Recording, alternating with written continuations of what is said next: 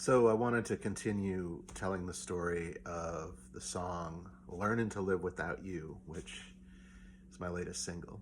Uh, I had mentioned in the previous video that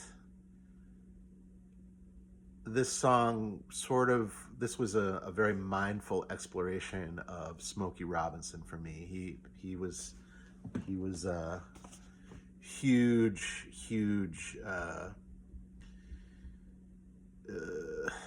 portal for me to go through, really absorbing, especially the combination of the bass and the drums. James Jamerson, hello, James Jamerson, everybody, and the back way Smokey would incorporate background vocals.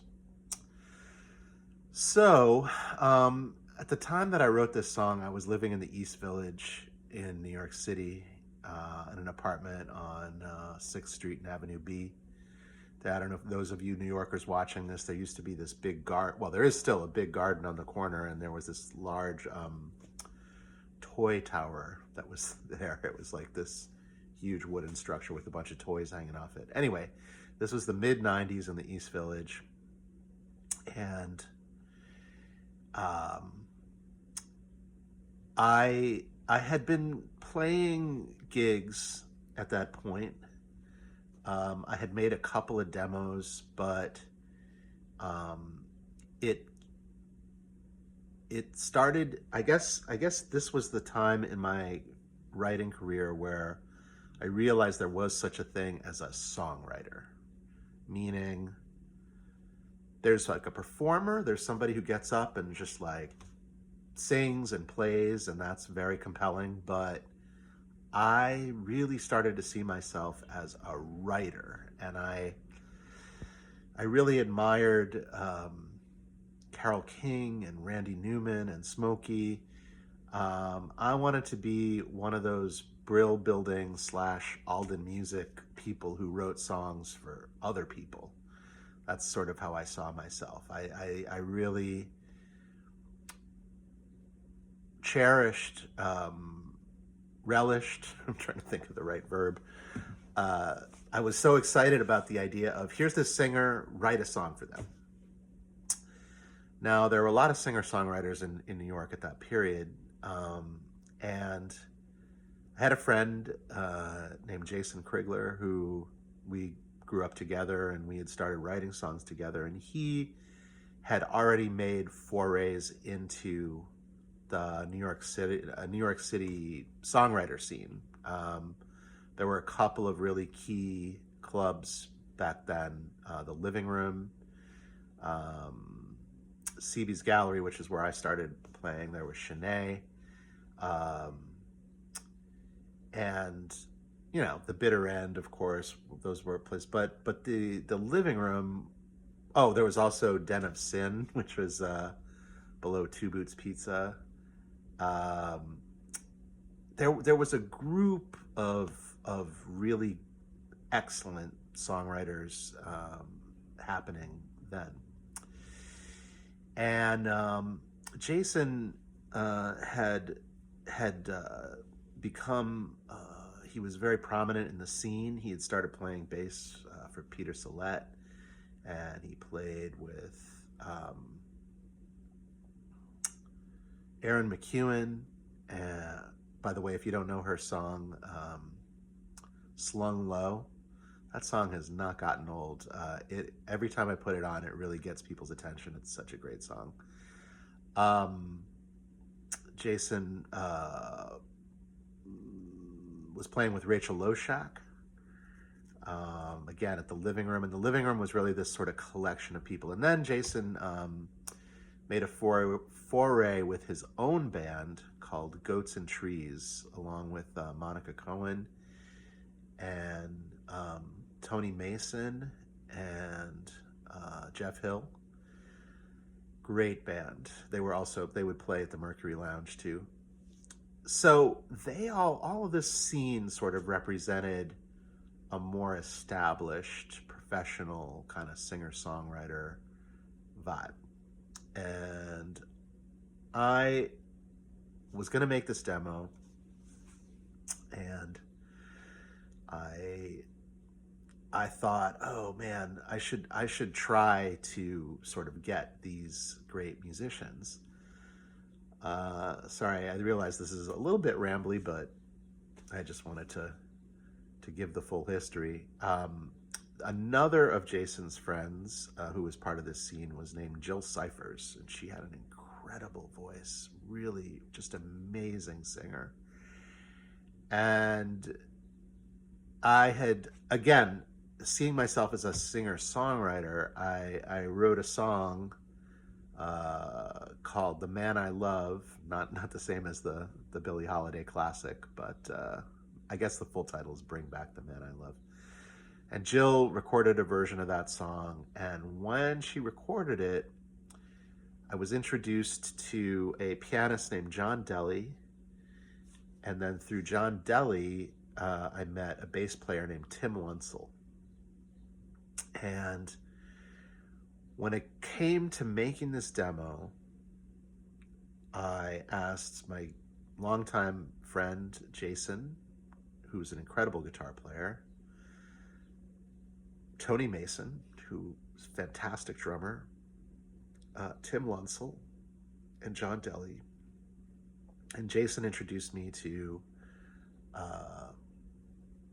Pete Kepler, who was a recording engineer / producer who worked at a studio called Jake's Kitchen Sink. So I put together, like, I had to rehearse, right? And this was the most elaborate project I had ever done, as far as having this many people involved in a real studio with high-tech equipment. This was it. This was sort of like the top of the line.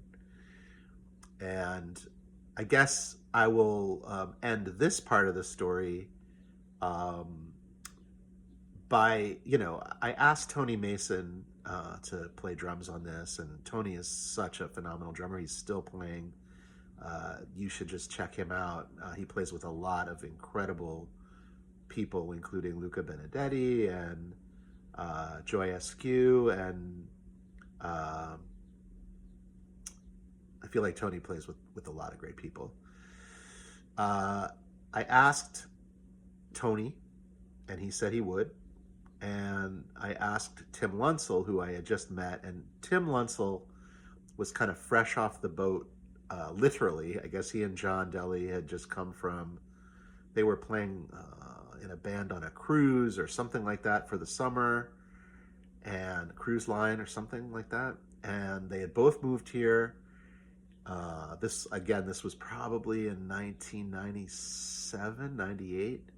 And they were seeking to make their fortunes here in New York City, seeking to connect with musicians. So Tim Lunsell agreed. Tim, nicest, sweetest guy, kind of back then, lanky, tall, eager to play. I met him and Tony Mason in Tony's recording rehearsal studio. He had some space on, I want to say it was on Union Street in Park Slope. I don't remember exactly where though, but it was just this empty room. And I remember him and Tony Mason and Tim Lunsell. I was just the three of us, and I just remember them playing. We started with this other song, which maybe I'll release as a single next, called "Running Around," which had kind of a South African beat. But I just remember the thrill of hearing this kick-ass drummer and this kick-ass bass player just nailing this song. Like, there's nothing like that thrill of really just stellar musicians bringing a song to life. And that is what happened in that moment. It gave me chills. So we rehearsed, and eventually what would happen is we went to the recording studio and recorded the whole thing live. What I have been told, I mean, I think this is sort of part of the legend, is that Tony Mason and Tim Lunsell went on to become a rhythm section for many, many um, successful and beloved acts. If anybody who's watching this can chime in and share who Tim Lunsell and Tony Mason played with as a rhythm combo, I would love to hear that. I don't want to. I'm afraid to say. I don't want to be. I don't want to misspeak. So I'm not going to say anything. But Tim, unfortunately, who is no longer with us, but was such a dear and important cornerstone to the New York City singer-songwriter scene. He thrived, and he played at the Living Room quite often. He and I gigged together back in those days quite a bit, but he really just went for it. He started a band, I believe. Again, I don't know the full history, but called the Brooklyn Boogaloo Blowout. I don't want to misspeak. I know they played at Sonny's a lot. I don't know if they started at the Living Room and went to Sonny's, or if it was only a Sonny's thing. I'm not sure. Anyway, and there's a picture of Tim at Sonny's bar, if you go in, taken by Todd Chalfant. Amazing picture right in the bar in the back. That's Tim. Tim started some series at the Living Room. I remember he would just pick an artist, and then a bunch of people would come. Different artists would come and do songs by those artists. And Tim, again, just like a sign of what a generous soul he was, he did one on Elliott Smith, and he invited me to participate. And so me and I got to play the song Rose Parade with the likes of Dan Reeser, incredible drummer. And then he also invited me, Tim invited me to sing a song when they did one for the band. And I got to play with John Dryden and Chris Bergson. It was just a phenomenal.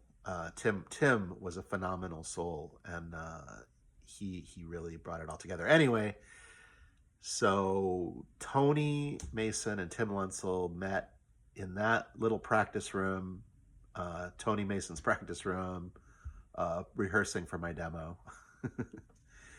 And you can hear them on this song, Learning to Live Without You, little Motown homage. And there are a couple more. Sorry this video is so rambly, but I guess that's who I am. There will be more. There's a little bit more to the story. So tune in for part 3, coming sometime soon. All right, thanks everybody for listening. And if you get a chance, I would be so grateful if you would check out the song Learning to Live Without You on your favorite streaming service. All right, be safe, everybody. Take care.